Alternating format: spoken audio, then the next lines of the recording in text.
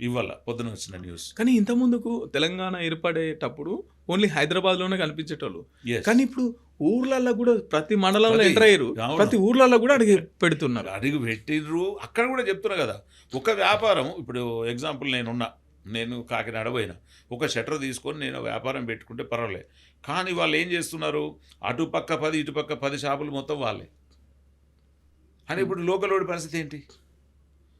ఇవాళ మన తెలంగాణలో వ్యాపారులు అంటే వయసులు అని చెప్పుకుంటాం. ఇలా వయసులు వ్యాపారం బంద్ చేయాల్సి వస్తుంది. వయసుల వ్యాపారమే లేదు. వీళ్ళు ఎక్కువ అప్పట్లో ఉన్నది pawn brokers, yes, jewellery shops ఎక్కువ ఉండేవి. సో దీంట్లో కూడా కల్తీ కలుపుతుంటే క్యాన్సర్ వచ్చే అవకాశాలు అదేదో ఉన్నాయి కలుపుతున్నారు. 100%. మొన్న నేను ఎవరో నైట్ ఒక వీడియో చూసిన, చారి గారు చెప్తున్నారు ఏమేం కలుపుతున్నారు ఏం కథ అంటే వాళ్ళకి తెలుసు కదా విశ్వకర్మలకు. సో ఆ రకమైన వ్యాపారంలో నేను ఏమంటున్నా మధు, ఇవాళ మీరు వ్యాపారం చేస్తున్నారు, నేను వ్యాపారం చేస్తున్నా. నువ్వు వ్యాపారంలో అట్లనే 40 ఏళ్ళ నుంచి ఒకటే తీరుగున్నావు, గదే యాక్టివా గదే పాత స్కూటరు. నేను వ్యాపారం చేసిన నా ఇంటి ముంగట బీజీ కారు BMW ఉంది. కారణం ఏంది? నేను మోసగానే కదా. అంతేకాదు, నా వ్యాపారంలో మోసం ఉంటేనే కదా నేను ఎంత సంపాదించేది. కనుక నిజాయితీ వ్యాపారం ఇప్పటి నుంచి మా ముఖ్యమంత్రి గారు కానీ మంత్రిమండలి కానీ ఖచ్చితంగా మార్వాడి అనే కాదు, హైదరాబాదులో జరుగుతున్న ప్రతి షాపులో విజిలెన్స్ దాడి జరగాలి. వాటిని